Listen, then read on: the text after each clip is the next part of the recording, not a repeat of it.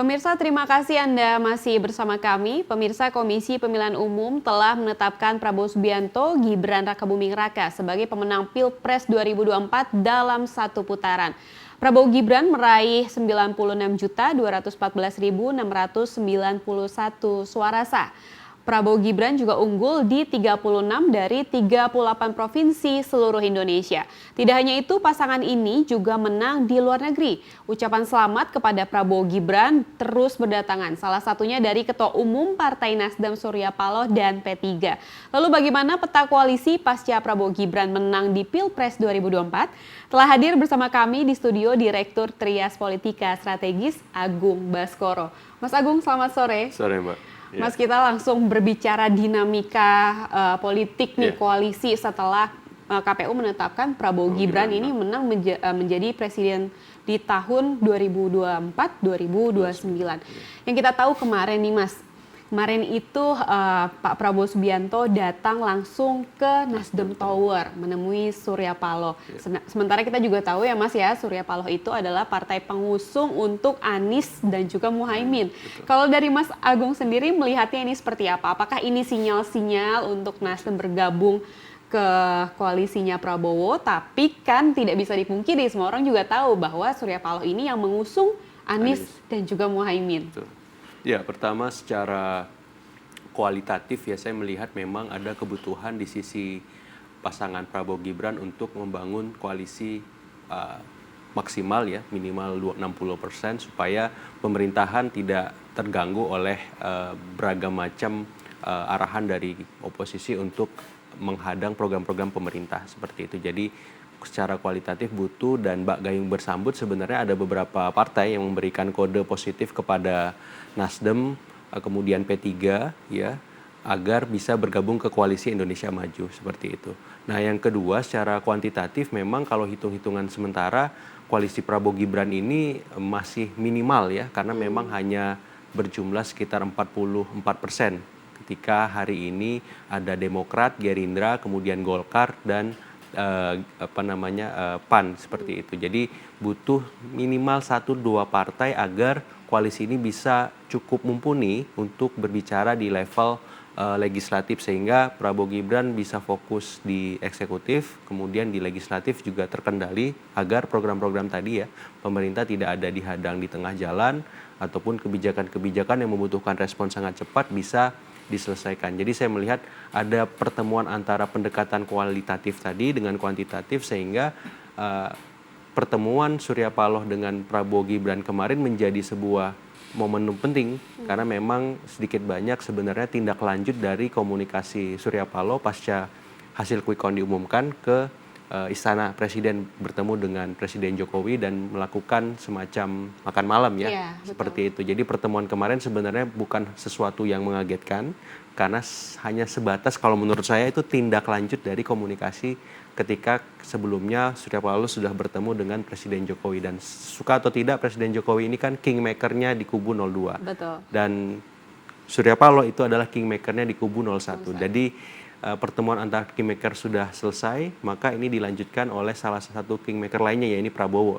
Ketika kemarin ketemu dengan Pak Surya Paloh, dan itu sebuah kode yang menurut saya kode keras ya, karena ada karpet merah digelar di sana, ya, betul. Kemudian Benar-benar disambut ya Mas ya? dari bawah, kemudian didampingi sampai ke lantai atas, berbicara dari hati ke hati walaupun sebentar karena momen bulan puasa seperti itu, tapi menurut saya itu kualitasnya cukup tinggi karena di tengah momen di mana capresnya mereka Anies Muhaimin itu mengajukan gugatan ke MK, tapi partainya Anies Muhaimin itu menerima dengan hangat Prabowo Gibran. Seperti itu. Kalau kita lihat kira-kira apakah nantinya Anies dan juga Muhaimin akhirnya ikut juga nih turut serta seperti Pak Surya Paloh, karena kan ini udah jelas banget ya ini terlalu jauh selisihnya. Oke, ya apakah nantinya akan ujung-ujungnya Anies Baswedan dan juga Pak Muhaimin Iskandar ini ya ikut serta ngikut Pak Surya Paloh, karena Pak Surya Paloh juga terlihat nampaknya sudah merapat ke Pak Prabowo. Itu gimana kalau apakah bisa terjadi atau justru malah nanti Aniesnya sendiri yang mungkin jadi oposisi atau jadi independen atau seperti apa? Kalau ditarik dari sisi historik ya, partai-partai yang punya nafas oposisi yang sangat kuat itu hanya ada dua. Pertama PDIP, ya karena di masa Pak SBY mereka cukup kritis. Kedua PKS di masa Pak Jokowi sekarang. Nah di luar dua partai itu saya kok ragu ya punya nafas yang panjang untuk menjadi oposisi. Apakah itu Nasdem, apakah itu PKB, seperti itu. Jadi kita nggak memasukkan P3 karena P3 lagi berjuang di MK agar bisa lolos parliamentary threshold 4%. Jadi saya melihat Nasdem PKB ini cukup potensial untuk merapat ke kubu Prabowo Gibran pasca Koalisi Indonesia Maju bergabung menjadi koalisi yang solid. Jadi kalau ditanya ya seiring sejalan waktu cepat atau lambat ya Pak Muhaimin, Pak Surya Paloh dan mungkin P3 kalau emang lolos akan dirangkul bersama Koalisi Indonesia Maju yang termasuk sekarang Pak seperti. Anies. Kalau Pak Anies ini saya agak ragu karena memang beliau agak ngotot ya, gitu betul, agak baik. ngotot dan bisa jadi memang pengalaman beliau paling aktual nanti ya Pilkada DKI dan itu semacam saya lihat Pilpres putaran kedua rasa pilkada atau pilkada rasa pilpres putaran kedua sehingga ada kanal di sana untuk istilahnya berkompetisi lagi ya seperti itu. Jadi saya melihat Anies sebagai sosok memang ini agak sulit untuk dikontrol dalam beberapa waktu terakhir seperti itu. Tapi ini semua tergantung kepiawaian kingmakernya Pak Surya Paloh ya, Caimin misalkan, atau nanti ada Pak JK, Anies ya sudah masuk saja misalkan. Tapi ya kalau Aniesnya tidak mau ya akhirnya maju Pilkada DKI ya nggak ada masalah juga seperti baik. itu. Berarti kalau Anies kemungkinan besar akan maju kembali di Pilkada DKI ya. Ya. Tadi Mas Agung menyinggung beberapa kali P3. Ya. Kita juga tahu ya P3 sudah memberikan selamat, mengucapkan selamat kepada Pak Prabowo. Betul. Sementara kita tahu juga P3 ini adalah partai koalisinya Ganjar Mahfud. Ya. Yang tadi juga sedang berjuang di MK untuk memenuhi ambang batas 4% tersebut. Tapi kalau misalnya Mas Agung sendiri melihat, berarti sudah jelas ya arahnya P3 ini juga akan masuk ke kubunya Pak Prabowo Gibran. Nggak mungkin ikut oposisi seperti PDIP mungkin. Ya, karena memang habitatnya P3 ini juga di kekuasaan sebenarnya. Jadi pasca reformasi yang tadi saya sampaikan hanya PDIP dan PKS. P3, PKB, Nasdem, seperti itu biasanya mereka masuk dan terlibat begitu dalam di pemerintahan. Nah P3 sendiri saya kira sejak awal memang kalau di cross tabulasi beragam pertemuan survei kredibel itu memang pemilihnya selain ke kubu Anies Muhaimin itu juga ke kubu Prabowo Gibran. Nah ketika elitnya memilih untuk ke Ganjar Mahfud itu yang menyebabkan suara P3 di Pileg kemarin menjadi kurang optimal karena memang aspirasi grassroots dengan aspirasi elit itu nggak ketemu.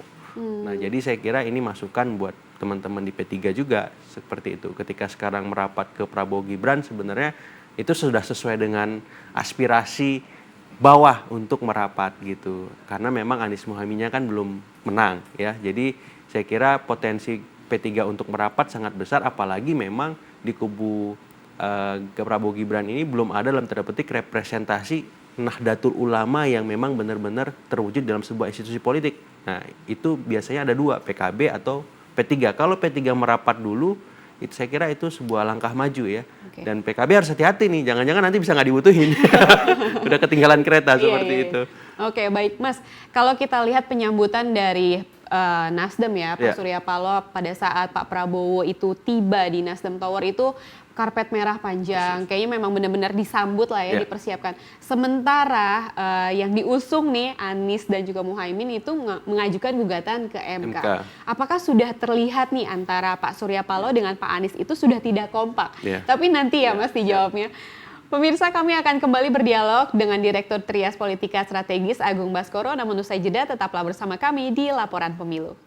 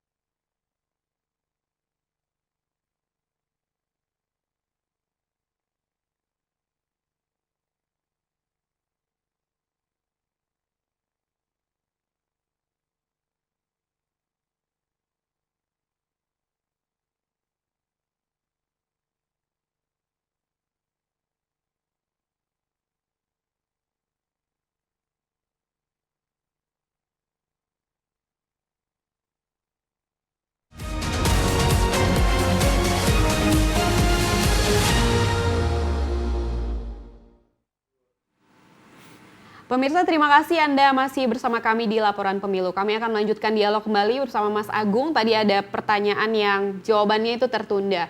Apakah antara Anies Baswedan dengan Ketua Umum Nasdem Surya Paloh ini sudah tidak kompak?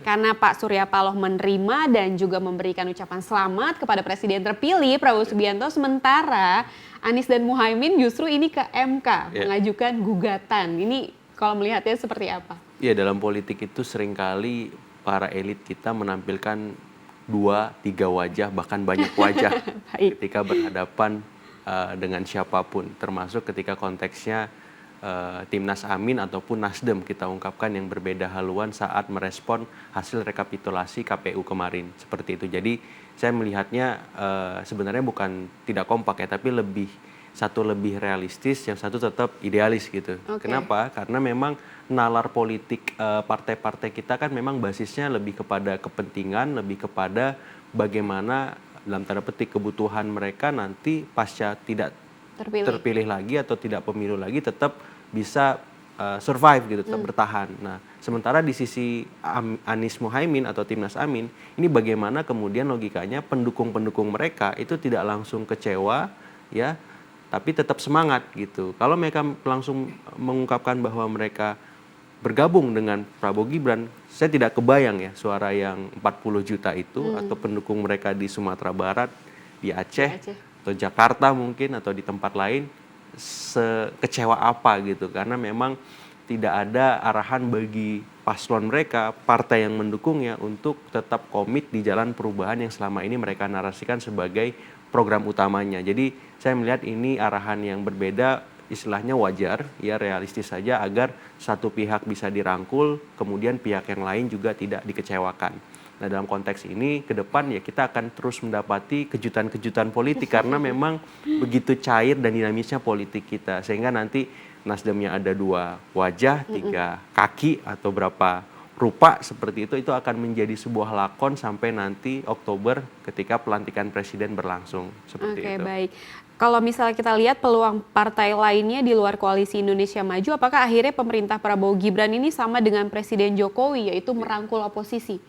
Kemungkinannya besar, karena memang sampai hari ini kan antara kubu 02 dengan kubu 01 dan 03 itu sangat kompetitif ya. Kalau misalkan kubu 01, 03 dalam tanda petik bergabung dan mengajukan gugatan ke MK, itu proporsinya tidak jauh berbeda jumlahnya dengan kubu 02 hari ini.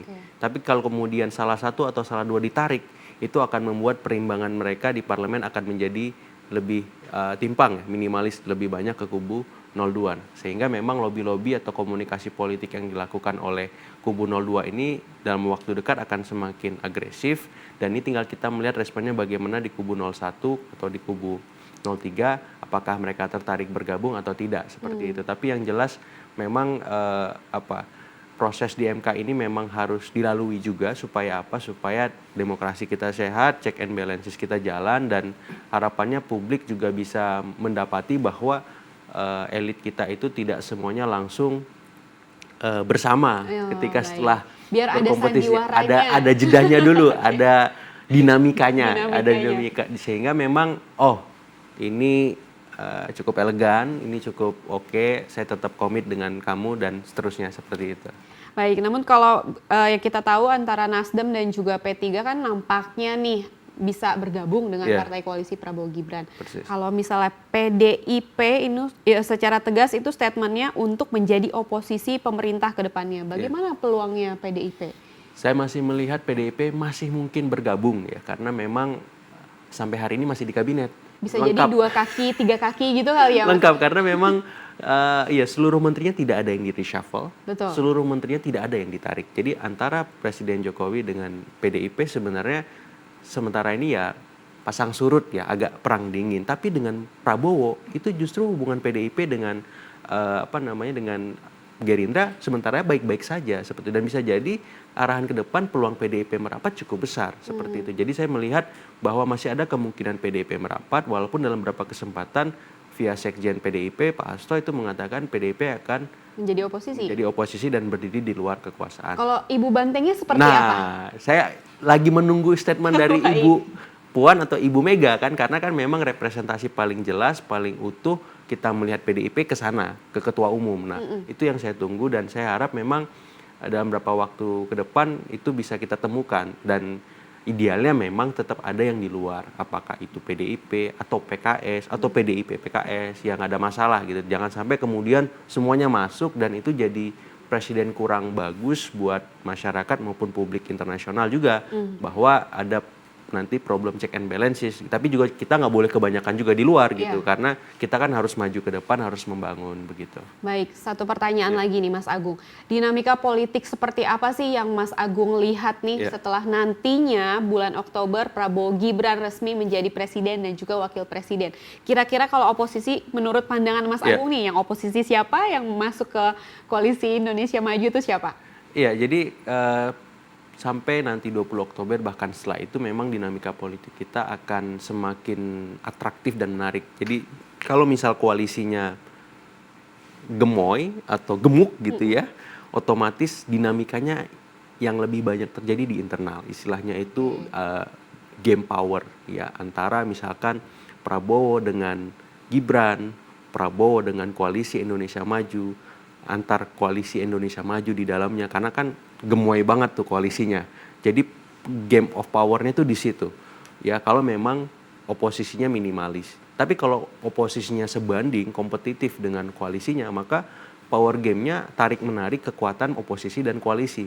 Ya, sebagaimana kemudian kita lihat nanti dalam banyak kebijakan, pembuatan undang-undang, kemudian isu-isu kontemporer yang memang hangat soal kesejahteraan rakyat seperti itu. Jadi ke depan ya kita akan diiringi oleh isu-isu semacam itu, dan saya lihat memang ada arahan game power juga satu nih, Prabowo dengan Jokowi. Karena memang karena ini memang apa ya, sangat niscaya menimbang Pak Jokowi tak lagi menjabat. Nah, kalau misalkan dalam tanda petik beliau kembali ke Solo menjadi rakyat biasa, ya sebenarnya nggak ada masalah.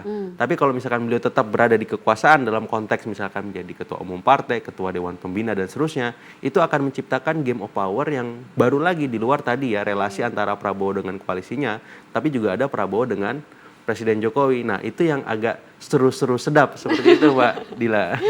Baik, Mas Agung terima kasih sekali, karena memang kalau kita ngomongin koalisi di kepemimpinan Presiden terpilih Prabowo Subianto dan Gibran Rakabuming Raka ini sangat dinamis, dinamikanya sangat banyak sekali. Bisa jadi hari ini begini, besoknya begitu. Tadi Mas Agung juga menyimpulkan partai ini ada 2 muka, 3 muka, bahkan sampai 4 kaki gitu ya Mas ya. Ya intinya kita akan menunggu sampai nanti proses pelantikan itu terjadi ya Mas ya. Baik, Mas Agung terima kasih banyak atas waktunya. Selaku Direktur Trias Politika Strategis Agung Baskoro, terima kasih ya Mas ya. Sama-sama, Mari.